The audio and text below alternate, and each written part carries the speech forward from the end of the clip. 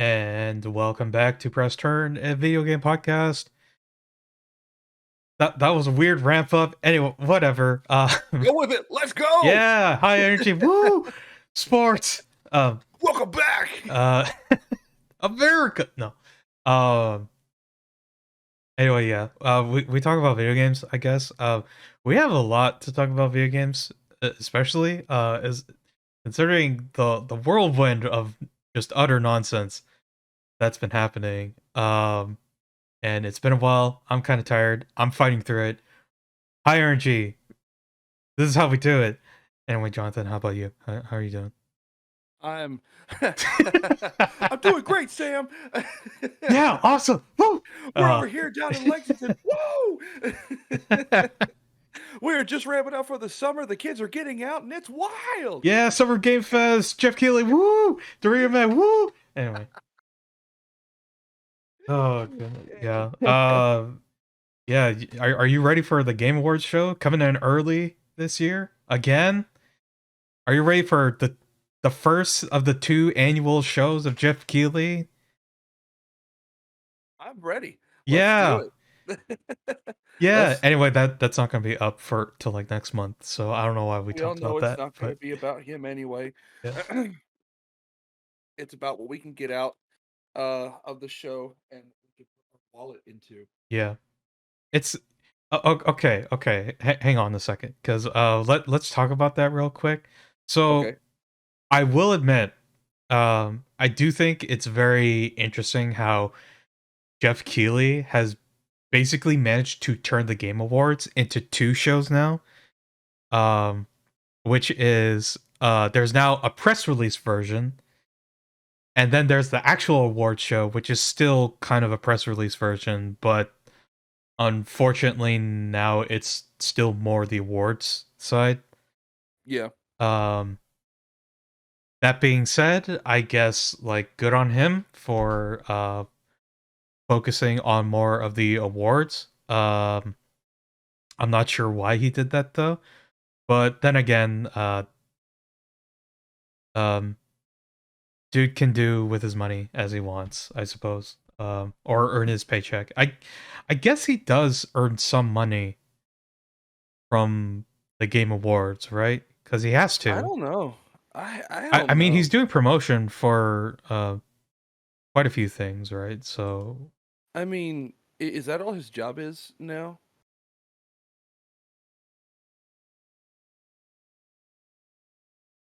yeah, I don't know what he does actually. uh, Thank you. Jeff Keighley, where do you work at currently? Until we find his real profession, the assumed profession from Press Turn Podcast is that he goes to every game company every day and says, "Okay, what can I hype up for the summer?" And that's all he does. I mean, hey, like if he can do that, then good on him. Yeah, this is America. Yeah. Oh yeah, he did do his he was working on his Final Hours series where he covers certain games. So like there's Okay. the one he did for Half-Life Alyx, um which is like a app on Steam. I never actually checked those out, but I know they're like it says interactive storybook, but it's really just documentaries that he does. Um Mm. which I mean, like that is something. Like can't forget guy is a journalist, and definitely still has that craft for it for sure. Okay. So Yeah, he was a journalist before. Okay. yeah. I genuinely forget about that at times though, so I guess it's a good thing I looked this up. Otherwise I was just gonna keep clowning him as Dorito Man. So That's okay. At least you knew. yeah. At least I looked it up. That's right. Anyway, yeah, we'll get into the the the SENFT nonsense a bit. We'll also talk about the kind of yikes moment that Yuji Naka has landed himself in. Uh, not sure what's gonna happen from that, but anyway, Jonathan, take us through what you've been up to. Um, Not a whole lot really. Um, let's see. I have been playing RuneScape again. Um, so uh the we were talking in a Gug Chat channel about uh reaching out and connecting with other Christian streamers or and influencers and content creators. Right. Someone mentioned Armor of God esports, and I said, sure, why not? Uh, that's one of my favorite pastimes to do is just go and try to connect with people. Hmm. So I did, and they weren't doing anything, but they had a guy. It was Pastor Plank. He was playing RuneScape, and I'm like, oh, I've been playing that ever since I was young. I'll just go or drop by, say hi, and talk about it for a bit. And then, long story short, he invited me to the guild. So I said, okay, well, I guess I'm playing RuneScape again. All And right. sure enough, I'm in their guild and I'm talking with them and having a good time. And they got a lot of big names in there. Pastor Susie, if any of y'all watching, um, who knows of that name, he's in the guild and he frequents old school RuneScape. Actually, um, yeah, and excuse me. So and my con and my account is small and it's not maxed out yet.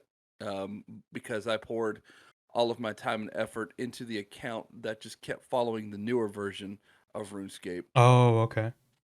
So I'm starting over again, and starting fresh and playing on a program that allows the game to be modded, and it's so good and so awesome that the official game site has a direct link to it because they're like, hey, this mod program is really fun, you guys should check it out.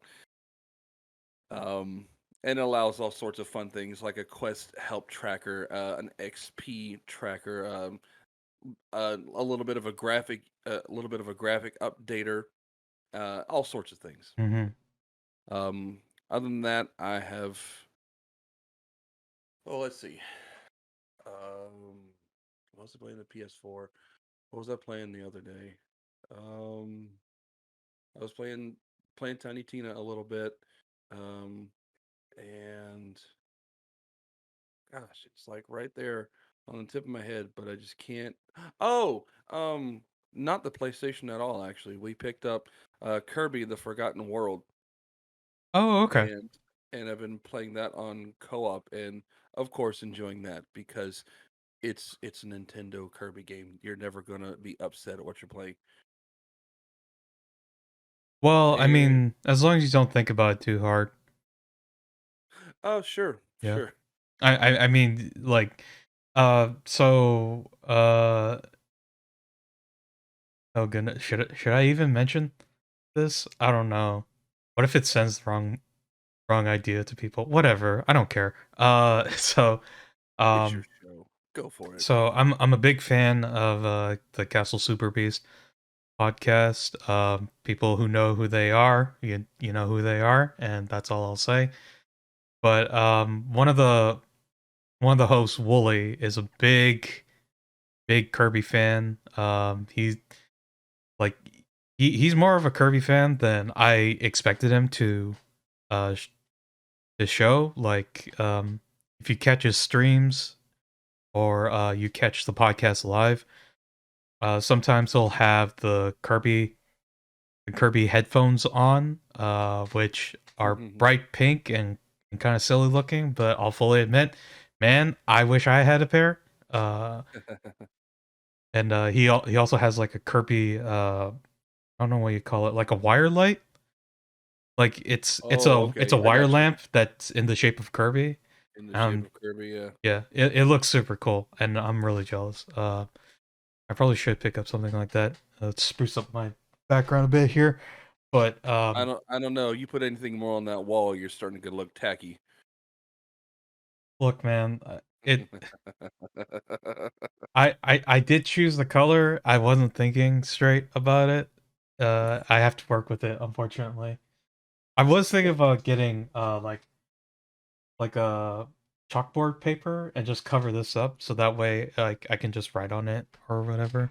Oh no, that would be fun. Yeah. And you could do that while you're expecting no one to pay attention, Yeah.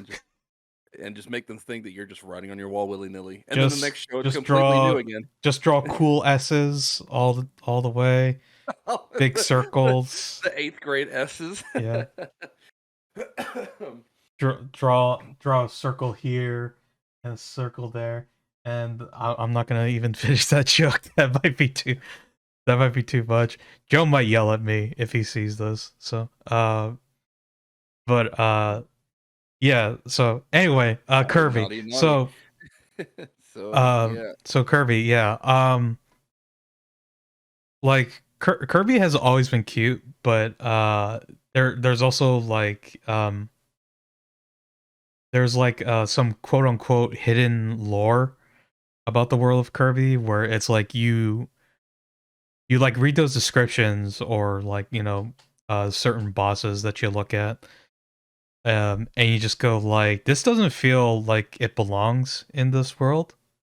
True Like that. obviously uh going back to Kirby's Dream Land, the final boss of that being Dark Matter, the final boss of Kirby 64, Zero Two.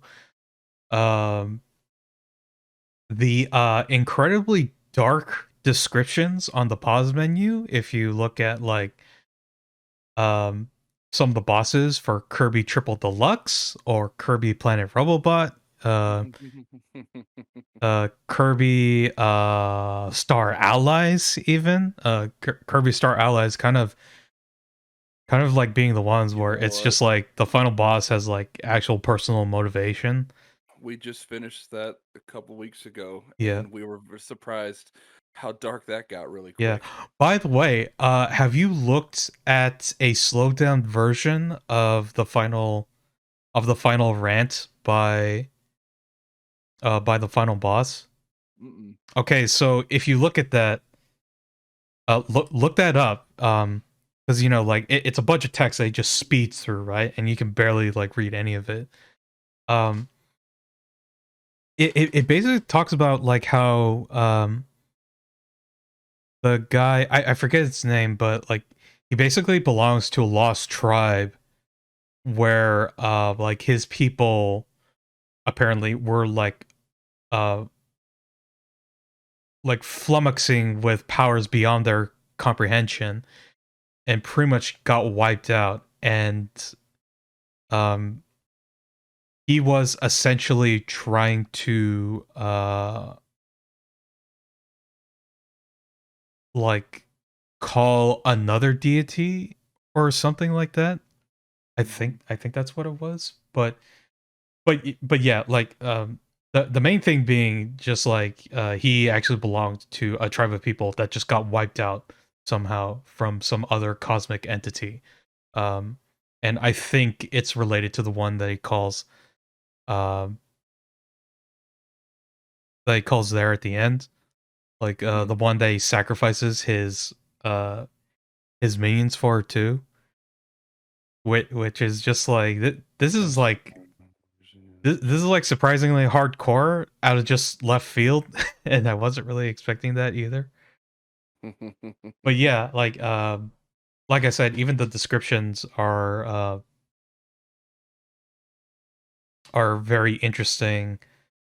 Uh, just like the background that they give for all the characters too.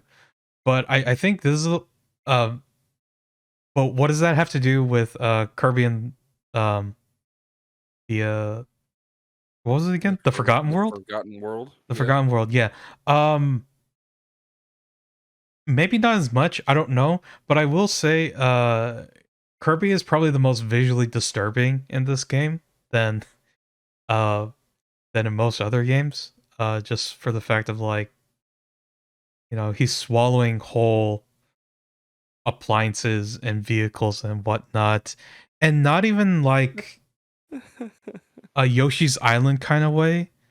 Like, do you remember in Yoshi's Island where like sometimes you'll turn into a helicopter or a car or a drill, and it's like Mhm. very cute looking and stuff. Um, in this game, it's not even like that. Like Kirby doesn't turn into a car. He just swallows a car, and it's Yeah. Yeah. Yeah. but like he doesn't even fully swallow it. Like for some reason, it's too big for him to swallow. I It's guess. it's it's that joke from Ed, Ed and Eddie when they have that giant jawbreaker in their in their cheeks. Oh goodness, yeah. Oh my gosh. It Yeah. it's disturbing. It's almost sickening actually, but more in a primal sense rather than like uh than a contextual sense. Oh no, that's okay. Like I'm literally playing Kirby because Courtney can't stand mouthful mode. And Yeah, was it and you? Was it you that said they missed out on the chance to call that mode Carby when he swallows the car? yeah. Uh I still laugh at that. I'm like, yes, yeah, like and I mean like Nissan Carby. Like, yeah. come on. Even the Carby it like the fact that you can see his feet waddling in the air, I the fact that you can see the wheels just popping out of his mouth, cuz because for some reason like I don't get it, right? Cuz like there's a wheel Kirby, so obviously Kirby can transform. There's no reason he can't just transform into a car. But for whatever reason, they were just like, no, we're gonna stop it halfway and just and leave these like and I was thinking, okay, I don't know, maybe it's like a cultural thing where it's just like this this was probably like deemed cute enough or appealing enough, I guess, to the Japanese audiences. No, I've watched some Japanese streamers play it too. They're just as weirded out by it. Like they're literally going like every let it time be when they known. get to the Carby, when they get to that cinematic of Kirby turning into Carby, they're going like, Nani ya kore?" Going like, "What is this?" And I'm like, "Yes, exactly. That's that's the appropriate reaction, regardless of your point of origin." Yeah, I don't see those plushies selling well I anywhere. don't. Oh, okay. I don't know about that. Like, We better stop. yeah, 'cause- especially considering like there are toys where it's just like where there are like little chickadees puking out slime that you can just slip back into the sleeve, and that's a toy now. Yeah. Uh, yeah, I But don't. I Anyway, I hope you're having fun. I'm sure Curve Forgotten World's a great time, but I don't understand the the thought of the concept behind that. It's just weird. It's just weird. I think I just said this last time we talked about it, but it's very disturbing. Like I hate it. Oh my gosh, let it be known Yeah. that in 2022, Japan was deemed too weird by Japan. Oh, It's goodness. official. Yeah. Yeah, somebody in the quality assurance department, they were sleeping that day, Yeah. and then they woke up the next day and said, "I just made a huge mistake." The mechanics are really fun. I mean, obviously, your game mechan I feel like I'm always gonna say that about a Nintendo game. Yeah. Um, I mean like weird juxtaposition aside, it does kind of feel like it does kind of feel like a bouncing off point of what Super Mario Odyssey in a way, mhm. but kind of taking it the next step like sorry, not the next step, more in a Kirby way. Because like Yeah. Kirby games always have this idea of uh, kind of taking a simple concept, um, but not in a way that it's like that it's what's the term again? What's the gamer term that people love using for gameplay? Uh, emergent. Like Hmm. it's not like emergent design. It's more just straightforward design of just Yeah. like like with Kirby Mass Tech. What if you just controlled a bunch of Kirby's? Uh, Hmm. you and it's just simple things like okay, you need 100 Kirby's to move this giant block, or Yeah. Or Kirby Canvas Curse. Like Kirby's a ball, and you have to draw the path for him in order mhm, to get somewhere. yeah. Yeah. Kirby That's been Kirby Kirby drawn as Yarn. yarn. Hmm. Kirby in a robo suit and a Yeah. robo mech. Yeah. Yeah, they're all very additive designs, as opposed to um like intuitive designs where they work they work in multiple ways. And I guess it's just like I kind of always wonder if they just choose to not go that route because of Mario, or maybe they just adhere to a different philosophy um for their games. I mean, like we are talking about HAL Labs, which like you know they haven't really done much else aside from Kirby games. Hmm. And just Smash Bros. Yeah. Oh yeah, that's true. Well, not even they haven't been part of Smash for a while now. I think uh Was was Melee their last one? uh I'm looking up right now.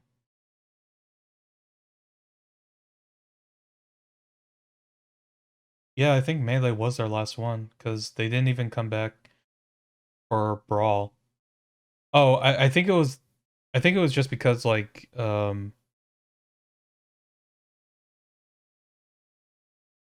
I think Sakurai was working on Brawl at the time though. But like and I know Sakurai was part of HAL Labs for a bit, but then he like started working like specifically for Smash Bros. From Brawl onwards. And and then he had his little stint with Kid Icarus. But yeah, I think that's pretty much it. Yeah. Um, yeah, like I'm looking at HAL Labs production record. They've only worked on Kirby and uh Box Boy and Box Girl and Part-Time UFO. Oh, I remember that game. Uh it was just a mobile UFO catcher game, so it like not really like turning heads, I suppose, but it was decent enough. What were we talking about? Kirby, right. Yeah. How long is that game? Have you finished it yet? Mhm. I only got to the second place, the abandoned beach world. Okay. It would you say there's a lot of content to find, or are you just taking your time with it? Um,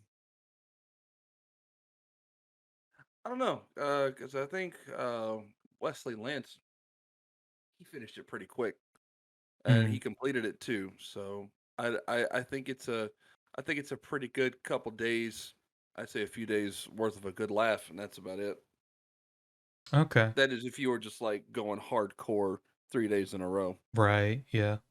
Yeah. Yeah, and I mean like Kirby games are notoriously known for like their saccharine gameplay. I guess is the best way to Yeah, put it. being easy until the final boss, and Yeah, then you're like, where did this steep wall come from? yeah. Um, I haven't seen the boss for that yet. I do kind of want to pick it up, but just haven't had time.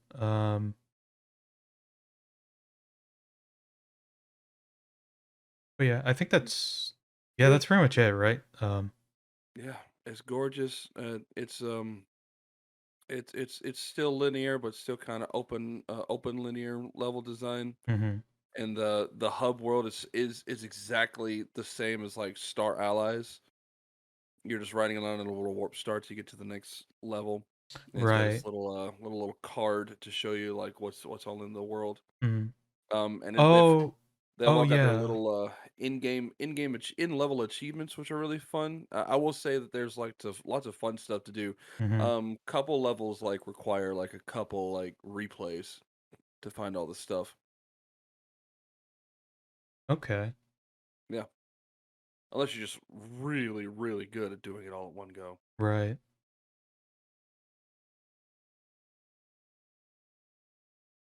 But yeah, aside from the mouthful mode, I think I might like this a little bit more than Star Allies. It's not it's not so hectic because what was so weird about Star Allies is I mean you could just keep soul swapping from enemy to enemy, um, and it got hectic really fast. Oh yeah. Um, I like the upgraded abilities option. I was like, why wasn't this done sooner? It's really cool. Like the hat and the ability to all just get like a visual and like stat differences. Oh, like them getting upgrades. Yeah, Mhm. I do think that's very interesting. Unfortunately, that to me that's kind of like, oh great, it's just more crafting, hooray. But I will say it's interesting that they at least they at least tried it out and tried to incorporate it in some way that's like very appropriate to the franchise, and Mhm. and I mean in a way it's kind of appropriate because like for a long time like uh Kirby's Kirby's copy abilities are always in fluctuation depending on which come back and which get cut between games.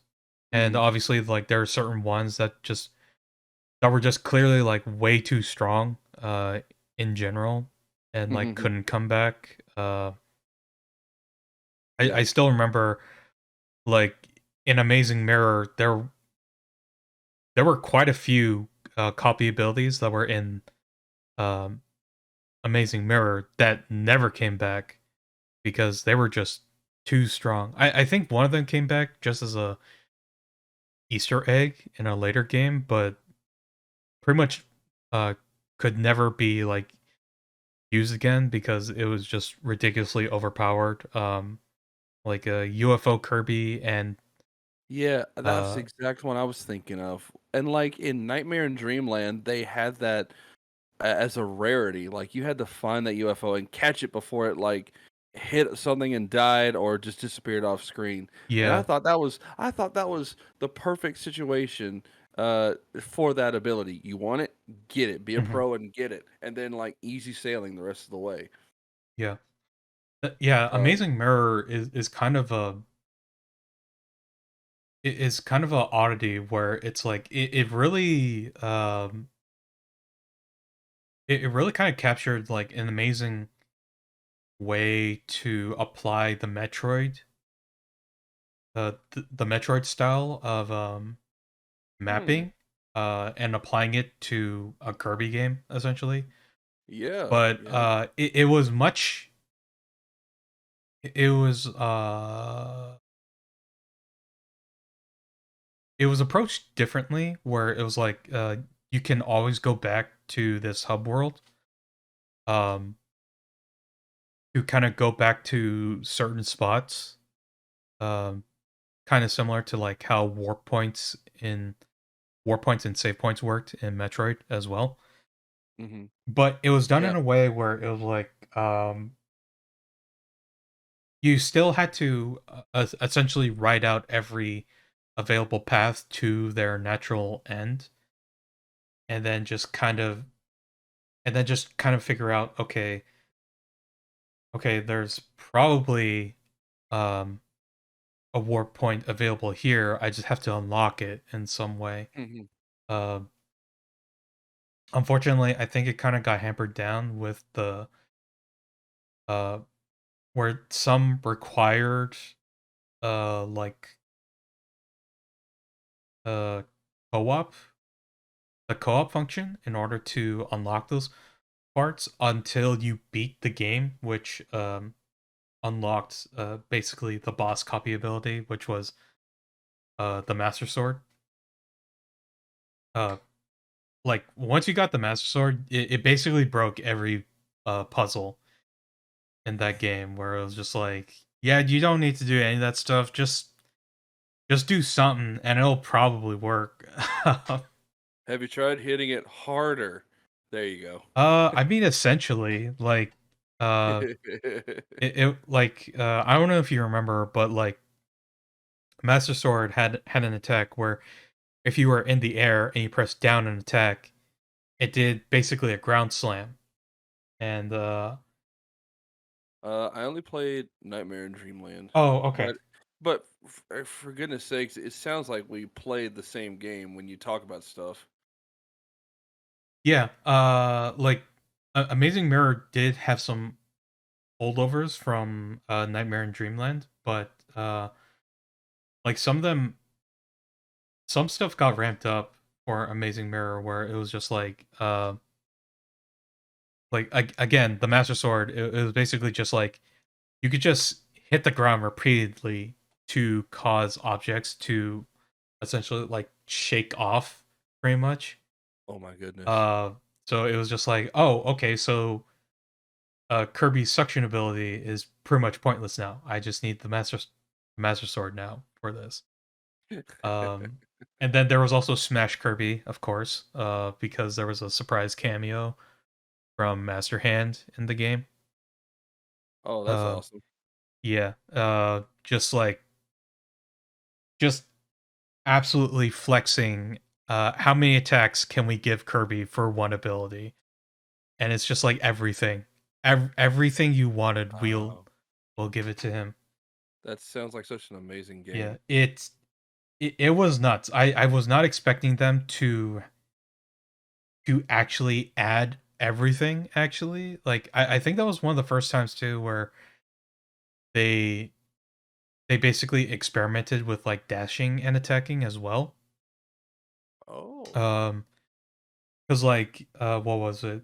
There was Fire Kirby, but then there was also Burning Kirby, um, which essentially like were two properties of Fire Kirby just split into two abilities. Yeah. Um, and yeah, that was like very interesting, but I guess it was done because they probably couldn't have added that to the Game Boy Advance, I suppose. But even then, I mean, like Amazing Mirror just feels so robust in terms of like what abilities were available to you too. I mean, like when you unlock the ability room and you just go through it, it's crazy. You just see like all these abilities just going on pretty much forever. Uh, but yeah, is there an ability room in Forgotten World, or have you not unlocked that yet? Yeah, in Waddle Dee Town, Oh, okay, there's a there's a copy room. Actually, that's where you can upgrade it also. right, okay. Um, I don't know what else I want to ask. I do kind of want to ask more, but really, I should just buy it for myself, honestly. Um, I'd definitely wait till it goes on sale. yeah. Well, Unfortunately, I might be waiting a long time then, but that's okay. Um, anything else? Or No, I did remember that we're also trying to finish up Tales of Arise, but we're not done with it yet. But really enjoying it, and it's really fun. So yeah, that's all I've been doing lately. okay. Let me see. So what have I been up to? Uh, not much really. Uh, talk about. I guess I guess I will. There's no reason for me to really be silent about it. So, um, unfortunately, I got laid off this week. Which Oh was very no. unfortunate. Like kind of just out of nowhere. But I mean, if for those of you who have been following the podcast, like I was working a graveyard shift, and honestly, I'm like, you know what? I'm fine with that.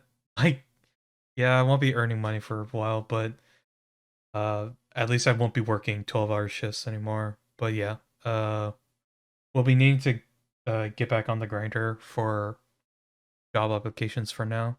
Um, Yeah. Oh man, I hate to hear that. That sucks. yeah, I What mean, was it? Uh, wasn't was it COVID related or? no, just kind of mm, kind of like convenient business options, if that makes sense. Oh, Just because like I was on a contract and my contract was almost up, so oh, I uh, see. yeah. Jerks. I mean, like I mean the way they handled it, yeah, they were jerks for sure. But at the same time, like um, they have to make those calls, and it's not always easy. That's true. For That's sure. true. There there definitely were other people they probably could have cut, but then again, like considering I was a contract, I was gonna be considered a lower priority in general anyway. So it is what it is. And I mean, like I'm not sitting here and kind of just like accepting it. I am still frustrated by it, like uh, because like there's always stuff you can uh do better about the situation, and like in my case, having the forethought to do that has is not always available to me right away. So Hmm. it's more of just like I should have like needing to be more proactive is something I'm trying to work on now as well. So um it's kind of like uh taking unnecessary lumps, but just have to move forward from that. Can't really like wallow in self-loathing for that. Otherwise, like I'll just feel miserable like for way too long. For sure. But other than that,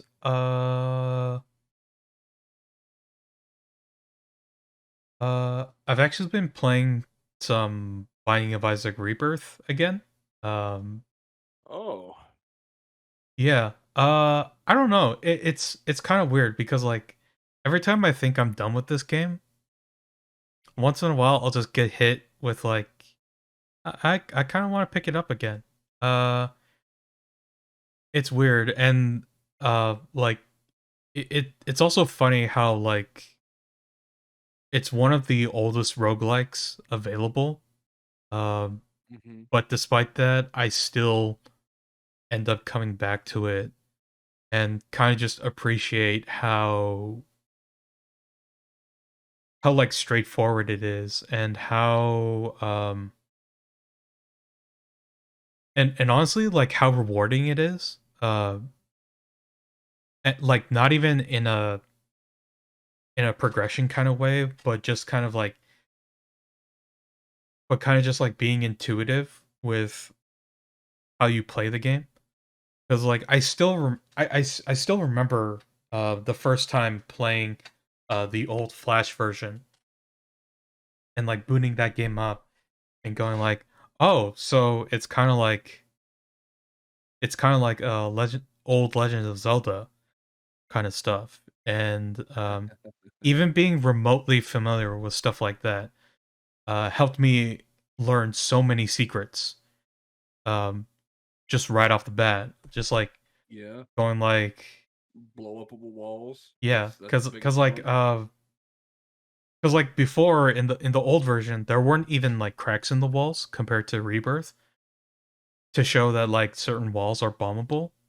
I was just like, I have like 5 bombs. Why don't I just? And lo and behold, I found a secret bombable wall, and it was such an exhilarating moment for me of just being like, oh man, like this is amazing.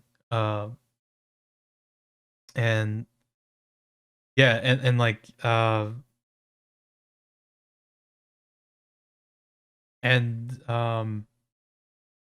I used to be sour on like um how like playing it on hard mode uh would get like really frustrating at times, but then like I still managed to stick with it. Meanwhile, like I was playing Enter the Gungeon again as well, and it was kind of like it was weird because I kind of had that same feeling with Enter the Gungeon, but Enter the Gungeon doesn't have a difficulty mode. There's compared to Binding of Isaac. Like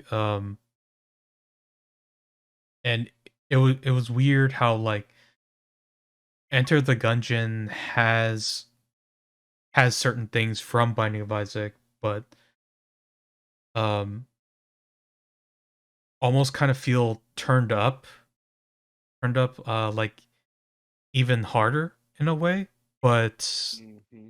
not in a nuanced way, just more of like enemies take more damage and there aren't really upgrades in Enter the Gungeon. There are more just like additional weapons that you cycle through, which I mean like I suppose it like considering the motif they were going for in that game, it makes sense. But in terms of execution, it's difficult to really appreciate until like you get much deeper into the game. And I think for me, it's like it's really difficult to get over the hurdle of games like Enter the Gungeon or Nuclear Throne, where um like you don't get necessarily upgrades. You kind of accumulate an arsenal, if that makes sense. Yeah, it does. Um,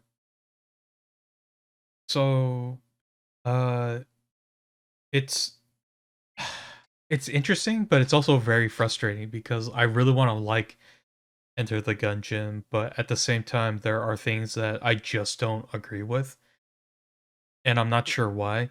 And it's very like it's also frustrating because I know that Enter the Gungeon is very well received, but I don't know. I just can't get into it, and not for a lack of trying either. Like I think like altogether, I've probably like spent maybe like 10 hours or so, and I think it's only been like one time where I've managed to make like very significant progress in one run, but I've never managed to like make it there consistently. Uh, to a point where it feels like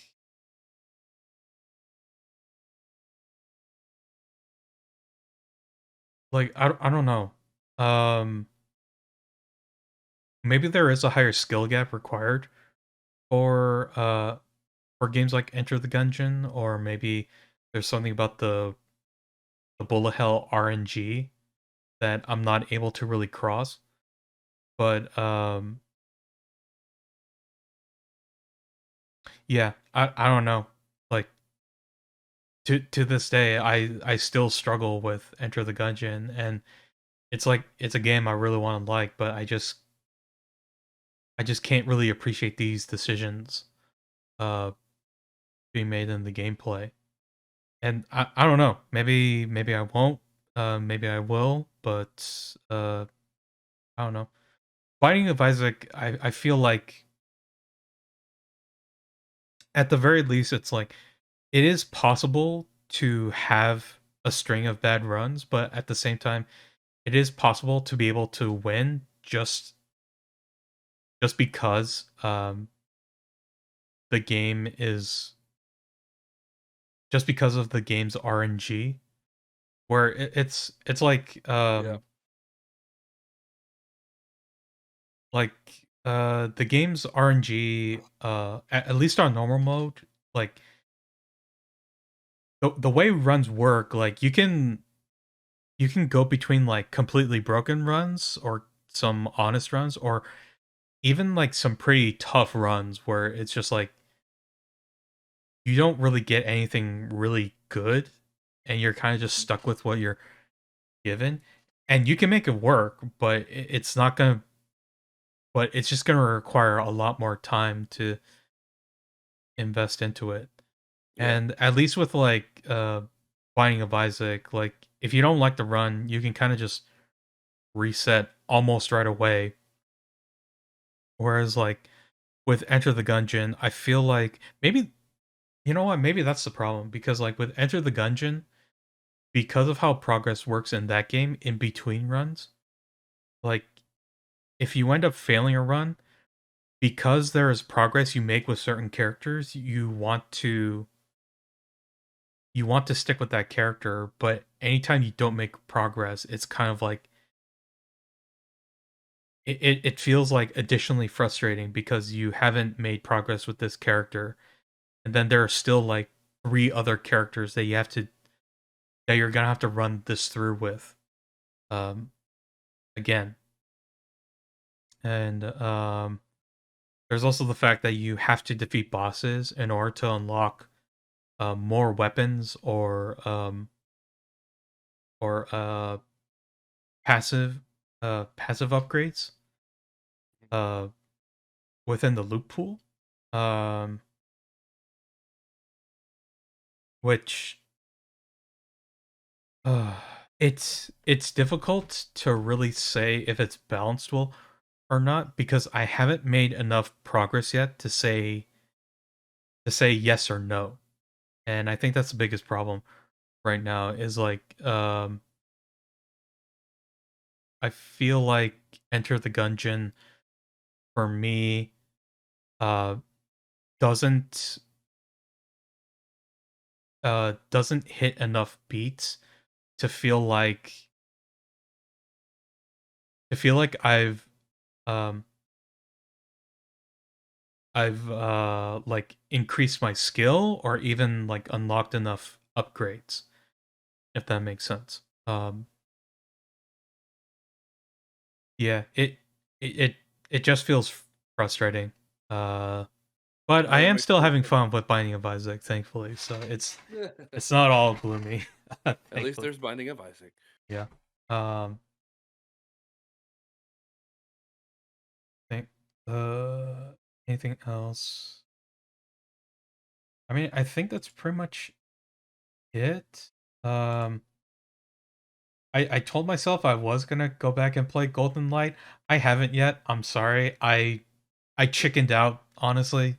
It the game still kind of freaks me out, and I'm still trying to figure stuff out with it. And I did want to record it too, just to kind of record my initial reactions to it, because it's it's just so weird in how it presents everything that I'm like I kind of want to record myself playing it while discovering new stuff, because like I'm interested, but Yeah. at the same time I feel like there's a lot to to kind of figure out from it.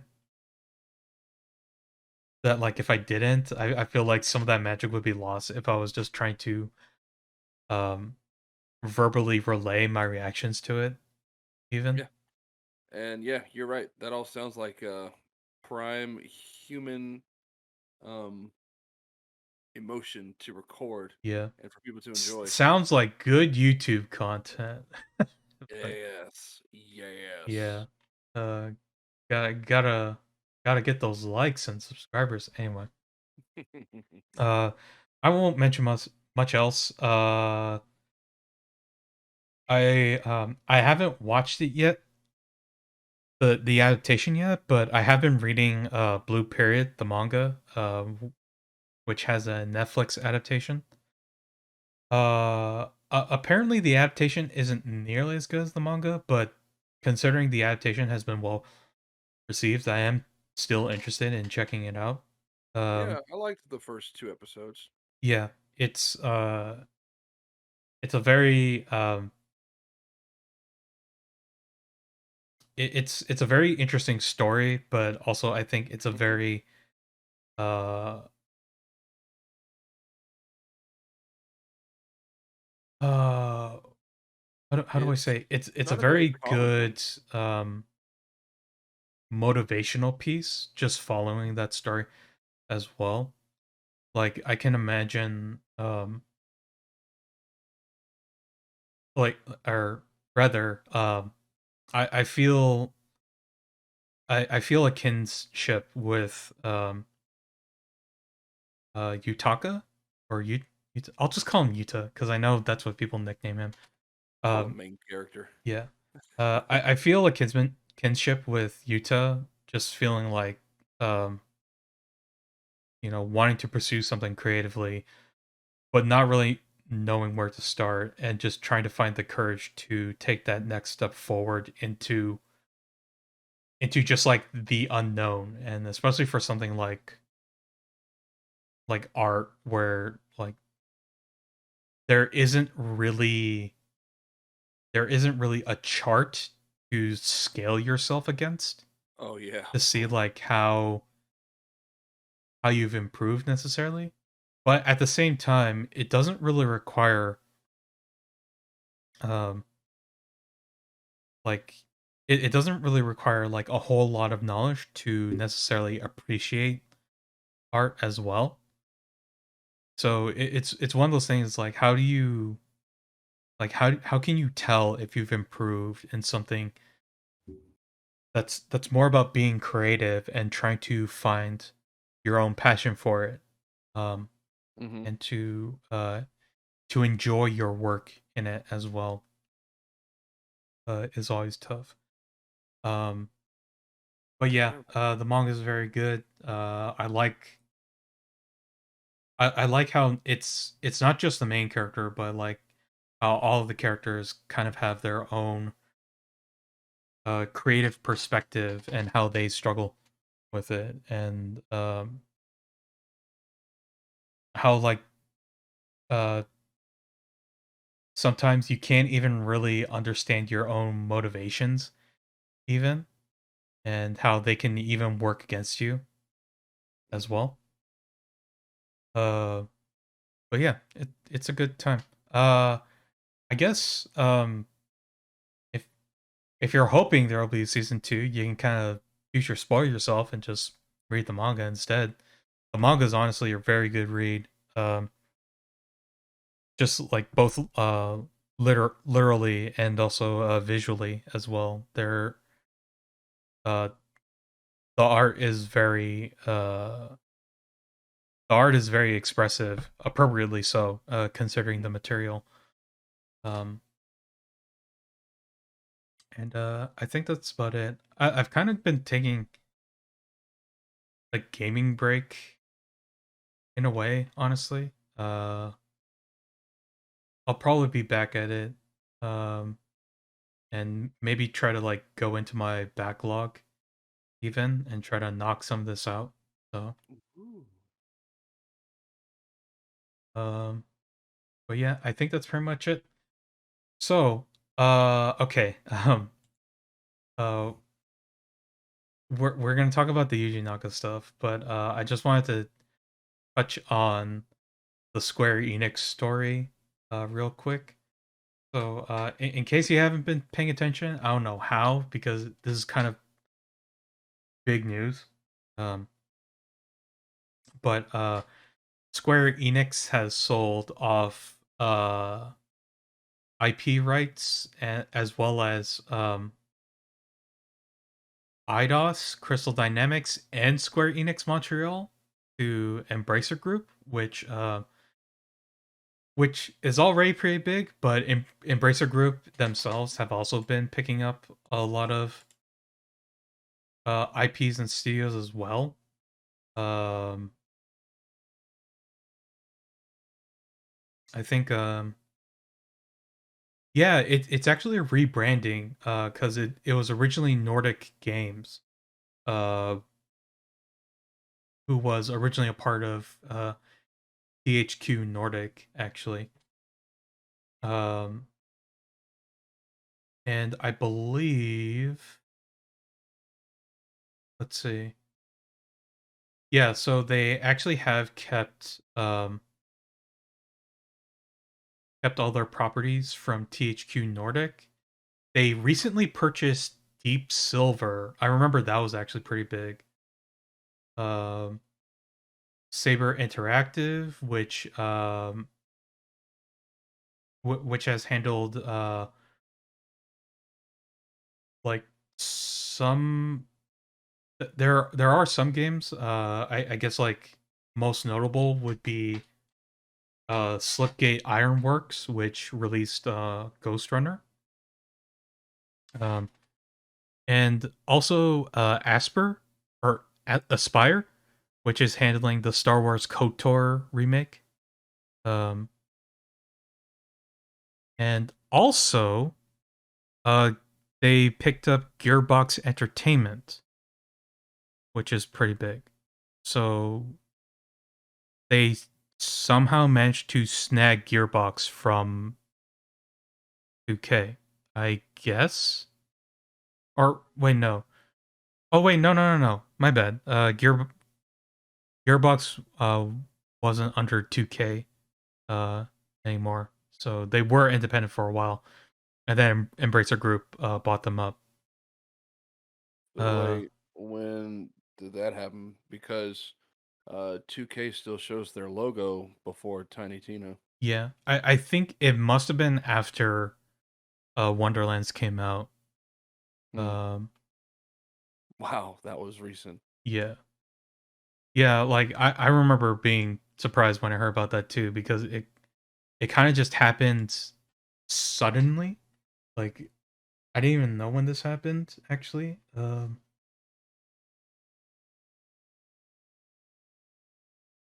me see. Oh, it happened in December 2021 actually. Oh, Yeah. okay. So I don't know. I mean, I guess since Wonderlands was in development still, Yeah, yeah, they technically it's probably still the just same. yeah, they probably just kept going for a while. Uh Yeah. Interesting. oh no, wait. Hang on.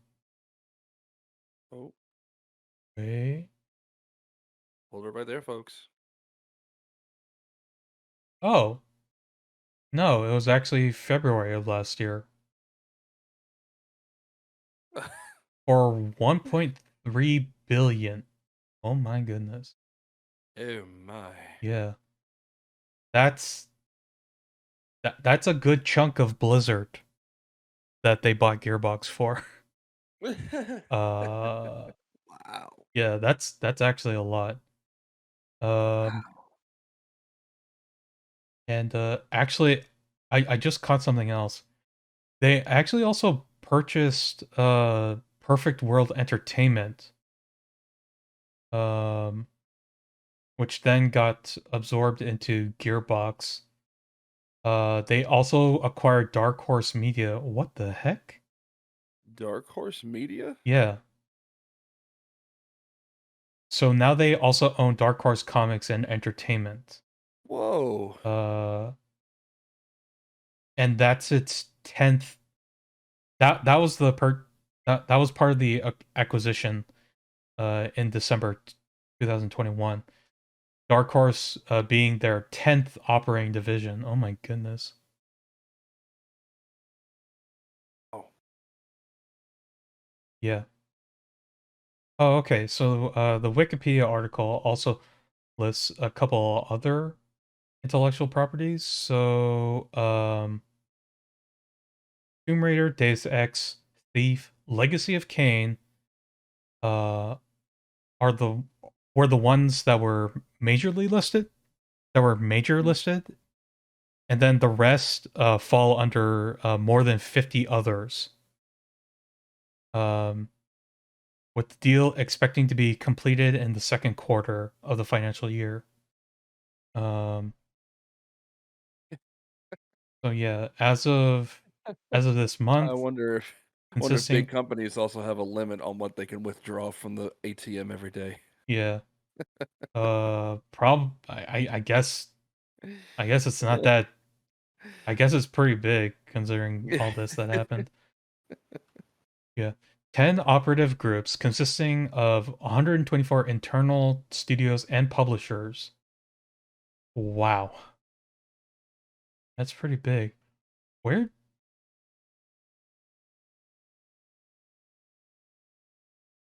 where was THQ Nordic holding all this money from then? Like where did this all come from? That's a good question. Yeah. I don't This is weird. Hang on.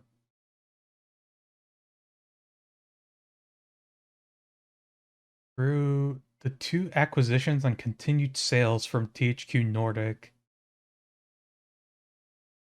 following uh the acquisition of Coffee Stain Holding. Coffee Stain Holding. The suited Hang on, sorry. This is a we're deep diving now, folks. He's done Uh hit the iceberg. yeah. Oh, okay. So this is the same they this is the same development studio that did Goat Simulator, early access for Satisfactory, Deep Rock Galactic, Valheim, Those are good game yeah, names. early access for Midnight Ghost Hunt, and then a planned release for Songs of Conquest. Okay. So that was one. Oh yeah, they also acquired back in 2018 Koch Media Holding or Koch? Weird German pronunciations aside. Oh, so that's why they acquired Deep Silver. They acquired the parent company, which in turn owned and operated Deep Silver. That's why. Okay, that makes sense. Okay. Yeah. Okay. So so back in 2018, from those two acquisitions, their net sales rose by 713%, up Okay. to $447.6 million in 2018's fiscal year. 2019, they issued 11 million Class B shares, raising $225 million. So I guess they just enjoyed some steady growth over from that time since.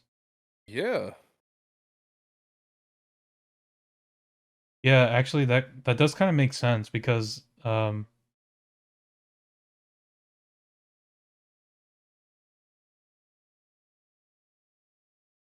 yeah. So their big so honestly their big moves were the acquisition of Koch Media and Uh, which one? Uh, s- uh,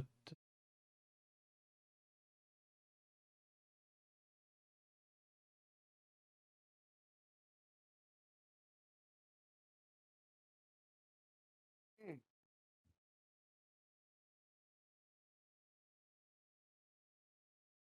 I don't want the last thing I said to end off of of the that last one. Dark Horse Media. Okay, there we go. Uh, and a bunch of other stuff. Whatever. So anyway, Mm. anyway, Square Enix. Unfortunately, they haven't really announced uh, um any any future plans with any of the IPs that they acquired from Square Enix. So unfortunately, no news about Sleeping Dogs 2. Dang. Um, but uh,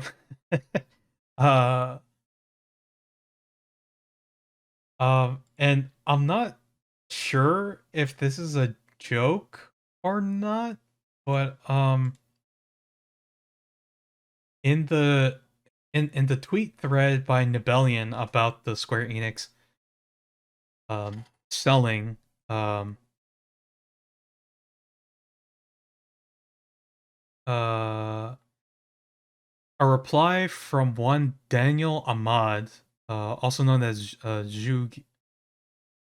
Jug EX, who is another insider informant, uh replied, "What many people don't know." This is quoting the tweet. What many people don't know is that this deal was originally going to close for just $10 million, but then they included the Gex IP, which took it up to $300 million. Oh, so it was that. Oh, man. Yeah. Um. Didn't know he was worth that much. I I I I don't know if it's serious or not. I like. That's true. But even still, can you imagine? This just sounds like something that would happen at a like everyday yard sale. Okay, that'll be about 10 million. Oh, what about Gex? Oh, that'll yeah, that's gonna cost you a little bit.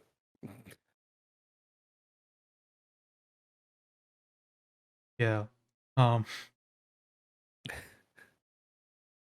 But yeah, I'm just sorry. It's just that I'm still kind of reeling from the possibility that the bargain was driven up in price thanks to Gex, the gecko of all things. I don't. Is the IP worth that much? Apparently, it's worth more than all of those other 49 IPs combined. Which is crazy because I don't understand. Like I don't know who's crazier. The fact that Square Enix was willing to let go of those IPs for that much, or not even the IPs, the studios themselves for that much, or if Embracer is crazier for valuing the Gex IP for that much. Like that's like 90%, that's like 95% of Yeah, the acquisition. That I don't understand that. What does this mean? Like are we it means seeing the I hope birth they of the cinematic Gex the Gecko universe? Is that are we seeing the return of the king? I think we're getting Gex 4. Oh, are we getting a Gex reboot? Oh boy. Oh, okay, okay. I Okay. don't know if the world is ready for Okay, that. jokes aside, but also jokes intended. So you buy Gex Enter the Gecko IP for a cool 300 million. What do you do first? Gex 4 or Gex reboot?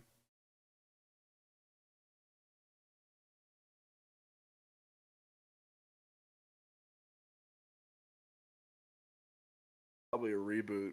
Probably reboot. I would agree. I think a reboot is in order because If I remember that right, Gex was pretty crass back in his day. oh yeah, So Gex was pretty racy as well. I think a I still reboot. remember what was it? Yeah. Deep Cover Gecko Yeah. with the cross promotion of I want to say a Playboy model or something like that. It was something. It was it was some 90s That marketing that was that happening. That's for was that sure. was pure 100% unfiltered 90s. Yeah, like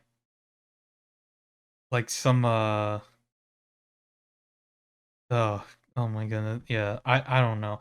I don't know what to make of this, honestly. Like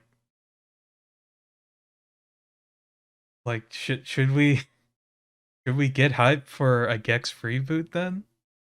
I For mean, real in the if year they're 2022?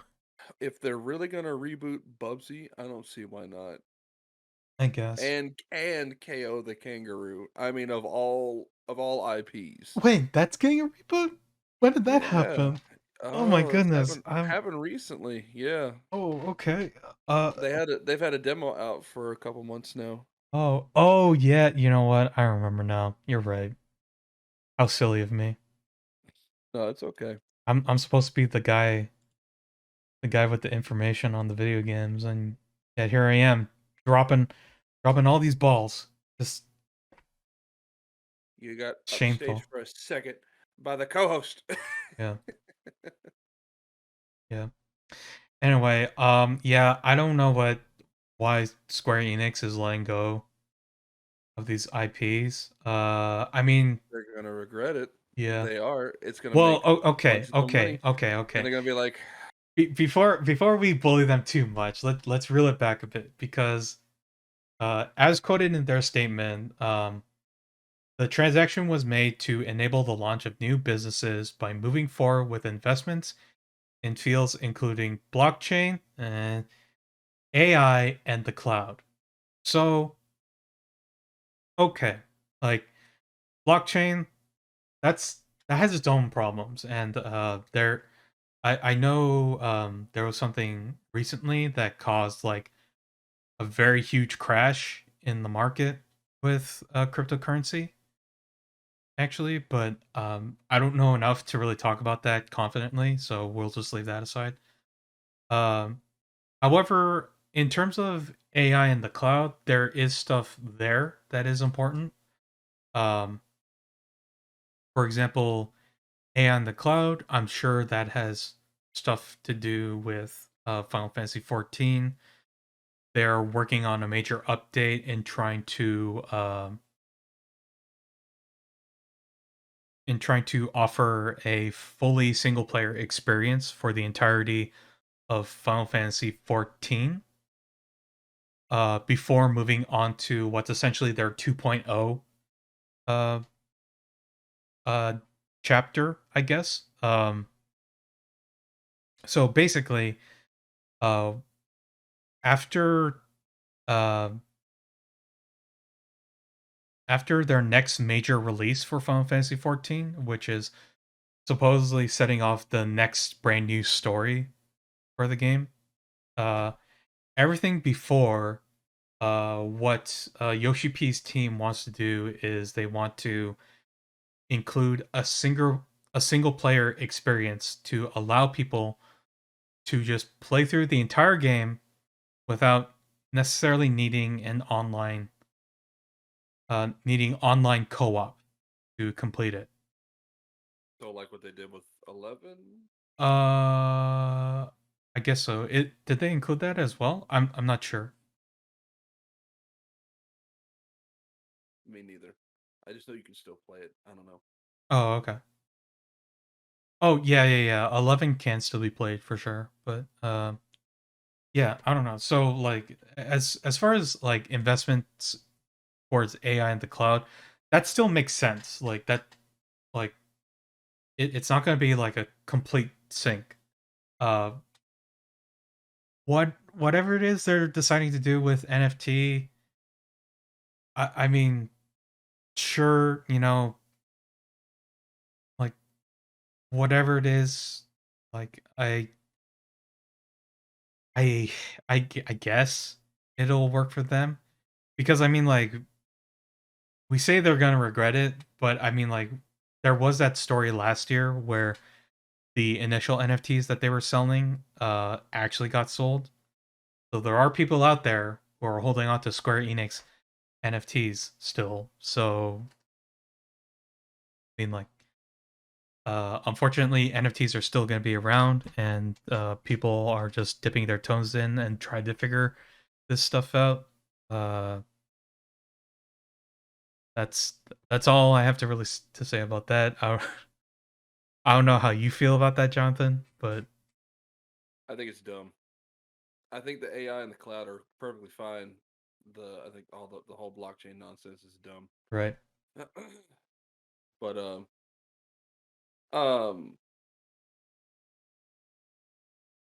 I think I think the selling was fun. I personally think it's ironic that the company that was going under 30 years ago uh is now on top of the food chain, and they can do these things. Bit happy for them, and also kind of just giggling to myself. Excited to see what this summer is going to hold, because I know for a fact that if I was in Embracer's shoes, I'd be gearing up for some announcements, and I'd be like, let's get on, let's get on some things. Let's get some names out there. Let's get some projects going so we can like get people excited for us again. yeah, for sure. Like it will be interesting to follow along Embracer Group and whatever plans are being made there. But it looks like they haven't really made any announcements either.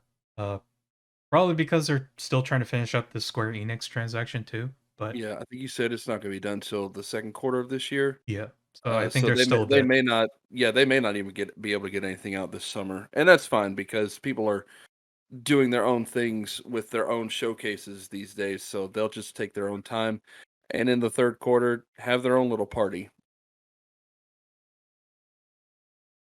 Yeah, the Embracer party. Embrace the games. embrace chaos. What? No. um, no. Man, I I just want to let sorry. you. I just had a terrible thought. Could you imagine if? Could you imagine if Square Enix, for whatever godforsaken reason, they sold off the Final Fantasy franchise to Embracer, and then immediately Embracer just released a press release, and all it was just a single screenshot with the words "Embrace Chaos," and you just see Garland in the back, Fortnite dancing or something. Oh, That's so oh, bad. I don't even use cringe that much, but that is that's the epitome of the oh, definition. the Ew. world we could have lived in. Anyway, Uh, let's move off of this terrible subject cool. into another Um, terrible subject. Yeah. Speaking before of we Square do, Enix and poor decisions, Balan uh, Wonderworld, if you don't remember, or if you even recall such a thing. Um, uh, hey Sam. yes. Sorry. Just before we do, I got about 30 minutes left. Before we got a family dinner Okay. to go to. Okay, we'll get through this quickly then. So, Yeah. because we did want to talk about this, it's Yes. Let's do certainly it.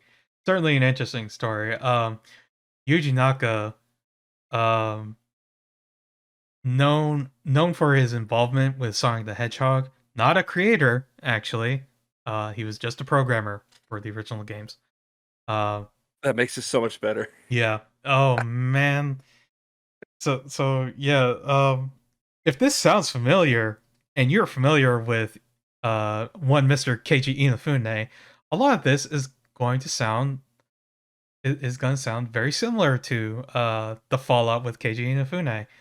Uh, so back at the end of April, Yuji Naka uh, goes on Twitter and breaks NDA after they have expired, and basically goes into a full-on breakdown of what happened with Balan Wonderworld. Uh, and we're following the Twitter thread translated for us by Cheesemeister 3K. I say for us. I asked him a favor. No.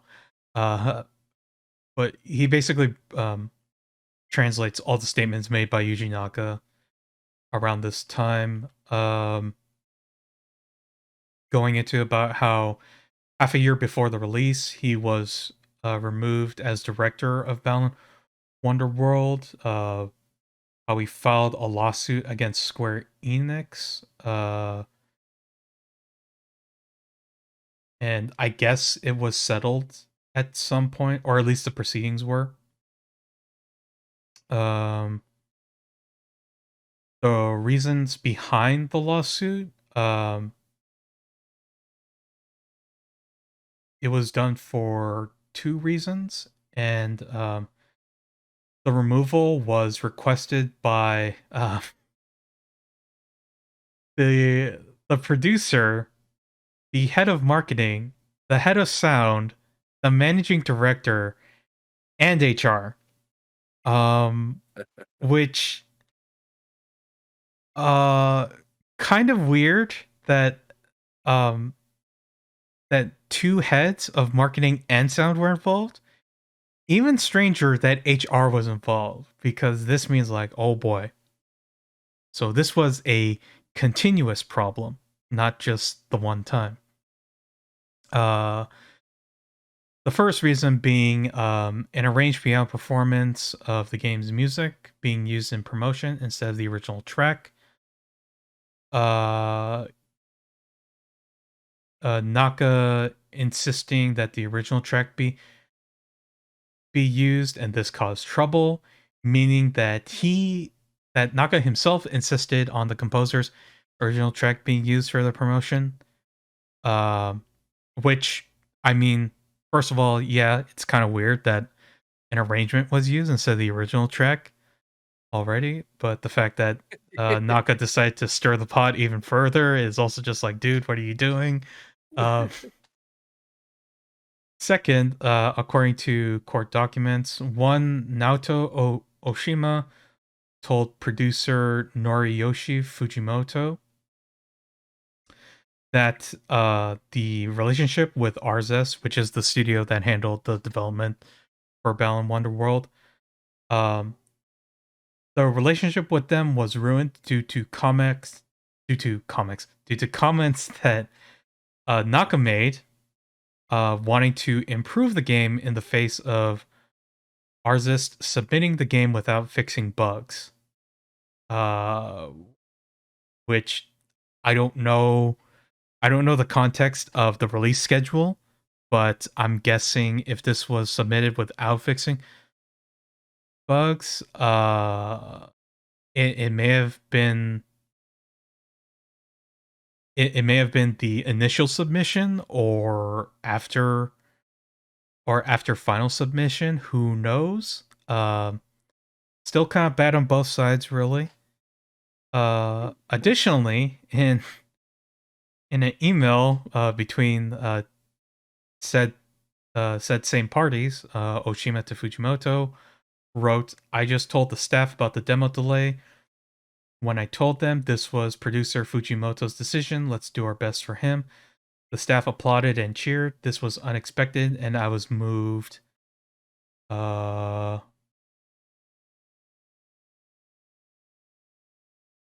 oh, that was it. I'm not sure what that was. What that last bit was actually. Oh Lord. The staff's been down lately, but their spirits have been revived. Thank you very much. All of us on staff will work hard. The schedule wasn't up to me, but the producer, yet the schedule being tight was the producer's doing something was off. Oh boy. We were releasing an original game, but only putting out an arranged track was definitely wrong. I believe that the game music that everyone can hum out are the original tracks. Weird translation there. I'm assuming something like uh something like listen to or enjoy, something of that degree. Uh, Mm. I believe that every effort must be put in to make the games that the best they can be until the very end, so that game fans will enjoy what they buy. It wasn't right to, without discussion, remove and completely disassociate from the project. A director saying so. Okay, uh, that's true. I mean, Hmm. there have been there have been foibles in the past of like people who were involved in the development being dropped from the process mid development as well. Square Enix definitely has a history of doing that. Not really happy about it, honestly, either. But let's just continue. Uh, Retweeting, liking, etc. on SNS and such was banned, so I don't think Square Enix values game fans. There were many comments and wonderful illustrations about Balan Wonderworld, and I'm really sorry that I couldn't react to them. Myself, I'm truly sorry to the customers who bought Balan Wonderworld in an unfinished state. From this point onward, I will be able to react to posts tagging me and or directed only toward me on SNS and such. Hmm. Hmm. Okay. I believe that when making games, asking for fixes in order to make something good should be a given. True. If that's not possible, it should be talked over, but it looks like they can't. I don't think they value games. It's kind of a mixed bag. For Sonic the Hedgehog, oh boy, 2 weeks before finalizing, the spec was changed so that if you have even one ring, you won't die. This now well-known rule was the result of improving the game until the very end. The people world over have enjoyed it as a result. Okay. Uh, I mean, yeah, that makes sense. That's fine. Improving a game until the very end is what a game creator is all about. If that's not possible, something's wrong. I asked my lawyer to negotiate my just being able to comment until the end of production, but their refusal led me to file suit. I think the resulting Balan Wonderworld and the critical reception it received have a lot to do with what happened. I'm really disappointed that a product I worked on from the start turned out this way. I personally regret that Balan Wonderworld was released to the world. Oh wait. Oh, basically same state. Okay. Uh, yeah, and that's basically it. Um, so yeah, like I think he makes some fair points that or rather some fair arguments, if not just uh if not some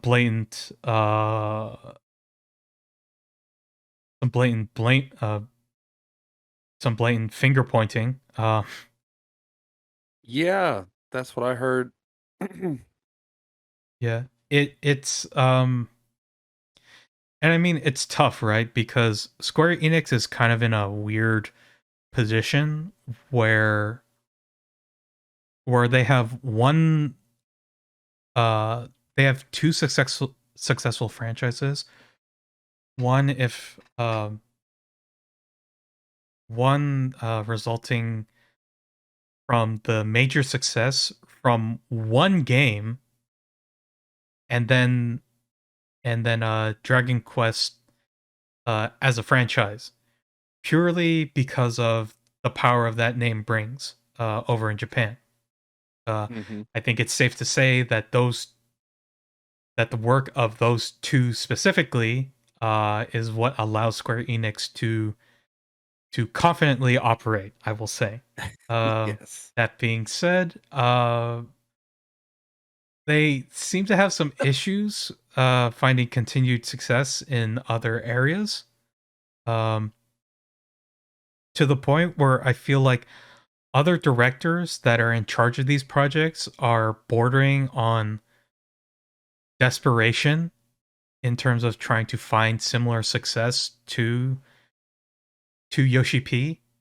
Um, and it kind of it's very showing now. That being said, I think uh Yuji Naka might be trying to cover his bases here. Uh, this is just my interpretation of what he said here. So, but it strongly feels like him just saying it's not all my fault that Balan Wonderworld came out the way it did. Um, and he can say that, and like that's his statement, and he's okay with saying that. Mhm. I just want to point to an old article back in 2017 with Peter Moore, a former head of Sega of America, who left said position, uh, surprisingly, to to work with Microsoft instead. And